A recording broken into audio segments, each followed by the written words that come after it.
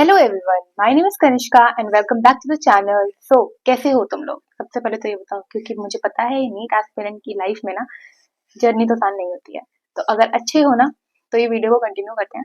So this video is very very important for all of you guys. This video is not for anyone.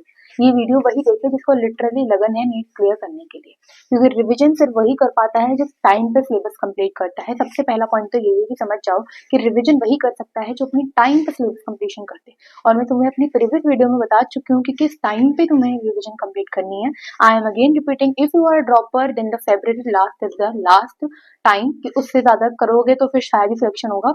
और if you are a fresher then please आप दिसंबर तक अपना syllabus complete कर दो। इसके बाद आपको 11th और 12th की रिवीजन आराम से करनी है एंड मॉक की देते जाने हैं। Starting with the video, the first point I have to cover is the fact that is the revision in the less time is such a nightmare to all the students. मतलब कम time में अच्छे revision करना ना सपना ही होता है लोगों का, ठीक है। क्योंकि किसी को चैप्टर के रिवीजन के लिए 2 घंटे लग रहे हैं, 3 घंटे लग रहे हैं, और मुझे नहीं लगता कि 2 से 3 घंटा देना चाहिए रिवीजन के लिए।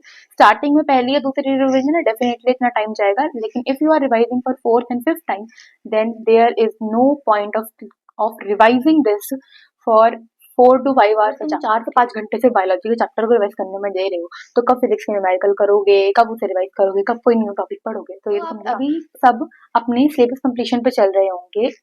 Either you are a fresher, either you are a dropper. So if you are completing syllabus now, then please don't misguide yourself कि हम रिवीजन सिलेबस कंप्लीट होने के बाद ही करेंगे। नहीं, एटलीस्ट 2 टाइम्स तो रिवीजन आपको पहले ही करनी होती है चैप्टर के बाद। जो कि अब देखो, अगर आप मॉक टेस्ट प्रैक्टिस टेस्ट जो मैं बता चुकी हूँ प्रीवियस वीडियोस के अंदर कि बहुत जरूरी है उन्हें देना। If you are giving part syllabus test then आपको रिवीजन तो करनी ही पड़ेगी। और अगर रिवीजन नहीं कर रहे हो तो कैसे ही मार्क्स आएंगे? रिवीजन कैसे करनी है फिजिक्स की? सबसे पहले तो अपने नोट्स को पढ़ो। सबसे पहले रिवीजन जो करते हो वो होता है चैप्टर खत्म होने के बाद, जिसमें आपको सबसे पहले अपने चैप्टर के डिटेल नोट्स को पढ़ना है आराम से बैठ के। जल्दी जल्दी पढ़ो, धीरे धीरे पढ़ो, डिपेंड्स ऑन योर स्पीड। पहली रिवीजन पे टाइम नहीं देखते, आराम से पढ़ते हैं। दूसरी रिवीजन पे भी टाइम नहीं देखते। तो पहली रिवीजन जब करो सबसे पहले नोट्स खोलो, फिर नोट्स के साथ ही शॉर्ट नोट्स बना लेना उसी दिन। जब पहली रिवीजन करते हो तो जब नोट्स पढ़ लो सारे तो पता चल जाएगा कौन सा टॉपिक इंपॉर्टेंट है, कौन सा नहीं है। उसके बाद टीचर भी बता देंगे क्लास के अंदर की वाला टॉपिक पीवाईक्यू है। टीचर भी पीवाईक्यू कराते हैं। If you are following MR sir और तमन्ना मैम देन वो पीवाईक्यू कराते हैं, और बाकी सारे टीचर भी कराते ही होंगे प्रोबेबली।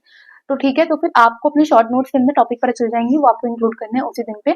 और 1 या 2 ब्लैंक पेज फ्री छोड़ने हैं सो दैट कि मॉक टेस्ट में अगर कोई ऐसा क्वेश्चन टाइप ऑफ क्वेश्चन देखे कि हमने ये अब सॉल्व नहीं करा है लेकिन ये शायद नीट में आ सकता है, तो आप उसे वहाँ पे लिख दीजिए न्यूमेरिकल। तो सेकंड रिवीजन जब करोगे ना तो बस ये करना कि हमें चैप्टर नहीं पढ़ना, हमें शॉर्ट नोट्स नहीं पढ़ने, हमें सिर्फ न्यूमेरिकल्स लेके बैठ जाओ। परसों मेरा एनएलएम का टेस्ट है, तो मैं क्या करूंगी, मैं 100 क्वेश्चन लूंगी किसी भी मॉड्यूल क्वेश्चन बैंक के एनएलएम की और उन्हें सॉल्व कर लूंगी। तो मुझे जितने भी कॉन्सेप्ट होंगे, जो भी चीजें होंगी ना, मेरे को पता चल जाएगा कि क्या मेरा मिस आउट हो रहा है, क्या मुझे आता है, या क्या मेरा मिस आउट तो हो रहा था लेकिन मैंने थोड़ा सा दिमाग लगा कर लिया तो हो जाएगा।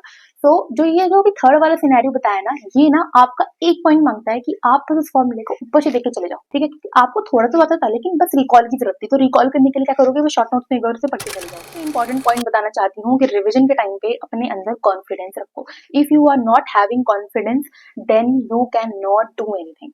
अगर तुम्हारे में कॉन्फिडेंस नहीं है ना, तो तुम कितनी भी रिवीजन कर लो, you can not not not do anything. Confidence, self confidence, not over confidence. I have seen many people in my life जिन्हें बहुत ओवर कॉन्फिडेंस था अपने टाइम पे, लेकिन प्लीज ओवर कॉन्फिडेंस मत रखो यार। अगर तुम्हें लगता है ना कि मतलब लिटरली शायद मेरे को नहीं आ रहा है वाला टॉपिक, या फिर मेरा वीक है, किसी को मैंने देखा कि किसी ने मुझसे क्वेश्चन पूछा, मेरे से नहीं निकल, लेकिन कॉम्पिटिटर ने उसे 2 सेकंड के अंदर दे दिया, तो यानी आपके अंदर अभी थोड़ी कमी है। तो उसे आप नेगेटिव की तरह नहीं, पॉजिटिव की तरह लो कि नहीं, इस बार मैं भी पढ़ के देखूंगा इस टॉपिक को, शायद मैं भूल गया। आप उसे नीचे मत आओ, आप बल्कि उसे अपने ऊपर उठाने का एक पॉइंट बनाओ। So this is the point of revision की रिविजन आपको भीड़ से अलग करती है। सिलेबस कब कंप्लीट कर लेते हैं, अगर 26 लाख पेपर दे रहे हैं ना, 26 लाख में से कम 20 लाख का सिलेबस कंप्लीट ही हुआ, लेकिन रिवीजन ना मुश्किल से ही 1 लाख ने करी होगी ढंग से। Now the last revision point for physics और any subject is giving a mock test. तो मॉक टेस्ट आपको देना ही है। मॉक टेस्ट पहले ही बता चुकी हूँ, रिवीजन का बहुत ही बेहतर सोर्स है, क्योंकि आप टाइम लिमिट के अंदर बेस्ट तरीके से रिवीजन कर लेते हो। Now done with the physics, बस फिजिक्स में ये 5 से 6 चीजें अप्लाई कर लो, रिवीजन इतनी ही करनी होती है और कुछ नहीं करना होता। अगर लगता है कि यार मुझसे खुद के नोट्स पढ़ के इतनी अच्छी रिवीजन नहीं होती है, तो अपने नोट्स के साथ ना एक वन शॉट भी देख लिया करो, क्योंकि वन शॉट से क्या होता है ना, रिकॉल अच्छा हो जाता है कि ये टॉपिक्स थे, इस चैप्टर में से ऐसे ऐसे क्वेश्चन भी बनते हैं, और वन शॉट्स के अंदर पीवाईक्यूज भी कराते हैं सारे टीचर्स, तो बेस्ट हो जाएगा आपके। तो this is the extra tip. Coming with the revision of chemistry, I have to first say कि केमिस्ट्री को 3 पार्ट में डिवाइड करते हैं। That makes a really sense, क्योंकि रिवीजन के लिए भी आपको तीनों पार्ट में अलग अलग फॉलो करना पड़ेगा। सबसे पहले फिजिकल केमिस्ट्री की बात करती हूँ। फिजिकल केमिस्ट्री को बिल्कुल फिजिक्स की तरह ही करना है, notes, short notes, numericals and mock test, ठीक है, और अपना गेन ऑफ कॉन्फिडेंस। न्यूमेरिकल के लिए तो आपको कॉन्फिडेंस होना ही चाहिए, ठीक है। Now second is inorganic chemistry. Inorganic के लिए शॉर्ट नोट्स मैंने नहीं बनाए थे, प्लीज बनाने की कोशिश भी मत करना। मतलब अब मैं बता दूं क्यों, this is a bold statement I know, but मैं क्यों कह रही हूँ। अगर आप रीसेंट एरा को देखो तो एनसीईआरटी की किसी भी लाइन से उठा के सवाल दे देते हैं, ठीक है। तो अगर तुम शॉर्ट नोट्स बनाने की कोशिश करते हो ना इनऑर्गेनिक के अंदर, कुछ ना कुछ जरूर मिस होगा। और अगर वो उसमें से लिटरली किसी एनसीईआरटी की ऐसी लाइन में से क्वेश्चन आ गया जो तुम्हारी शॉर्ट नोट्स में नहीं था, तुम्हारा लिटरली विश्वास उठ जाएगा। क्योंकि ऐसा मेरे साथ हो चुका है। 2023 में जो क्वेश्चन आया था, मैं पीवाई को सॉल्व कर रही थी, तो वो मेरे एक ना शॉर्ट नोट्स, मैंने सिर्फ पीरियोडिक टेबल के शॉर्ट नोट्स बनाए थे, उसमें नहीं था। तो मैं तभी समझ गई कि यार कितना भी लिख लो, इनऑर्गेनिक में शॉर्ट नोट्स नहीं बन सकते। नोट्स को ही कम से कम 7 से 8 बार पढ़ना पड़ेगा, उसके बाद यू आर डन, आपको हर एक चीज याद हो जाएगी और एनसीईआरटी में मार्क करना होता है। तो सबसे पहले आपको अपने नोट्स पढ़ने, that is very very important. Second is reading NCERT मल्टीवाईक्यूज और क्लास क्वेश्चंस भी करने हैं, क्योंकि इसके अंदर न्यूमेरिकल्स तो होते नहीं है, तो न्यूमेरिकल्स तो होते नहीं है हमारी इनऑर्गेनिक केमिस्ट्री के अंदर, तो क्लास के क्वेश्चंस करो। और एक एक्स्ट्रा अगर चाहते हो कि हमें कुछ एक्स्ट्रा एज देना है, तो प्लीज सॉल्व एनसीईआरटी एग्जाम्पलर। मैंने अगर किसी सब्जेक्ट की एनसीईआरटी एग्जाम्पलर सॉल्व करी है तो वो है इनऑर्गेनिक केमिस्ट्री। उससे ना डायरेक्ट क्वेश्चंस आते हैं नीट के अंदर। If you can observe then please see it that they have literally मतलब जस्ट कॉपी पेस्ट कर रखा है एक क्वेश्चन तो उन्होंने, और मैं भी बहुत शॉक हो गई थी कि मतलब बिल्कुल same. Now coming on the organic chemistry. Organic chemistry के लिए सबसे पहले खुद के नोट्स पढ़ो। नोट्स में जो भी डायरेक्ट मेथड बताते हैं प्लीज उनको ही ज्यादा ध्यान दो। मैकेनिज्म बस कुछ ही रिएक्शंस के इंपॉर्टेंट होते हैं, हर रिएक्शन का मैकेनिज्म नीट के अंदर नहीं आता है। डायरेक्ट मेथड्स भी होते हैं, अपनी टीचर पे विश्वास रखो। तो मैंने तो पंकज सर को फॉलो किया था, बता चुकी हूँ पहले वीडियोस में भी। जितनी प्रैक्टिस मैंने कर ली थी ना, मेरे को 2 से 3 सेकंड के अंदर आराम से क्लिक हो जाता था, और पूरे का पूरा ना वो तो पूरा चार्ट ही बनवा देते हैं। मतलब उनका ना एक पीएसएस होता था, Pankaj sir special. The next thing is reaction chart. Please make a reaction chart, that would be very helpful for your revision.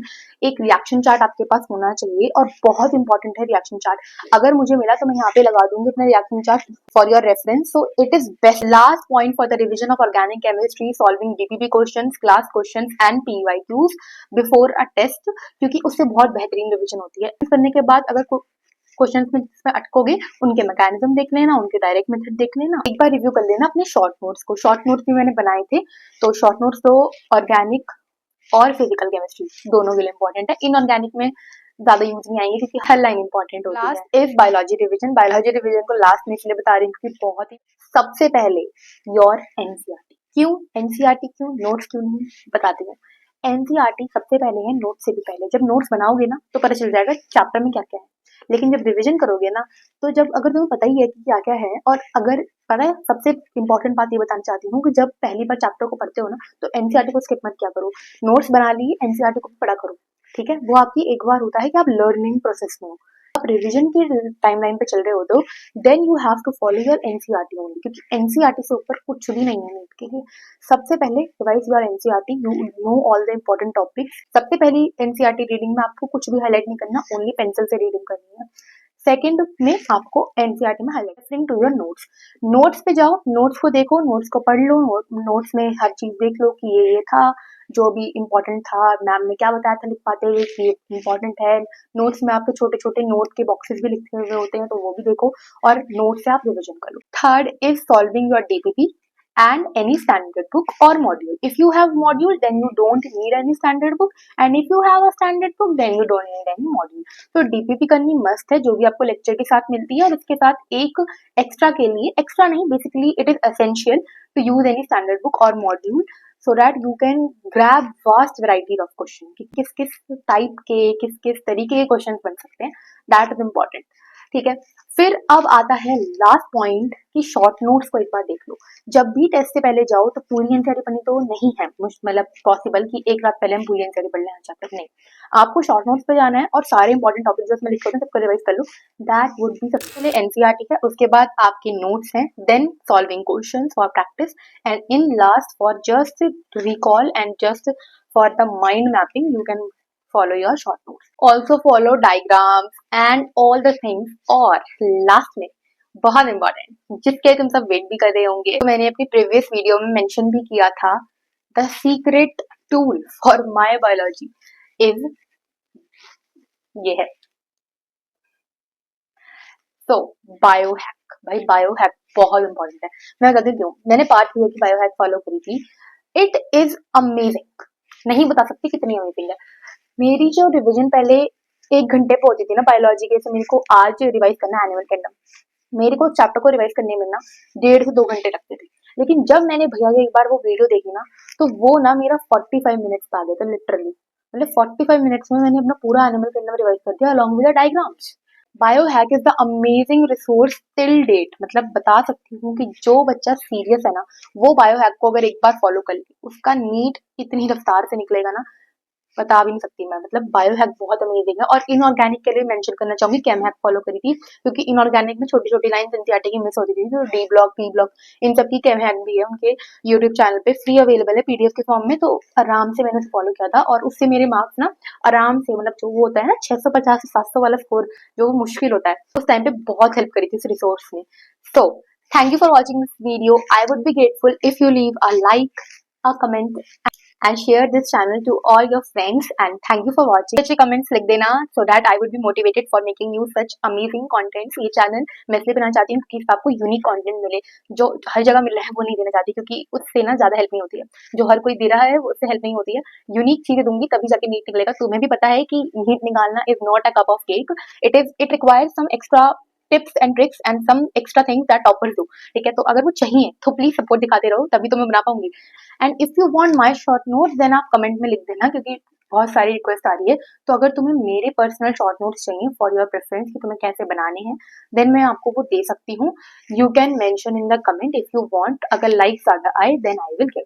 So thank you for watching this video. और भी जिस टॉपिक पर वीडियो चाहिए वो comment में कर सकते हो, and I will meet in the next video. तब तक के लिए बाय।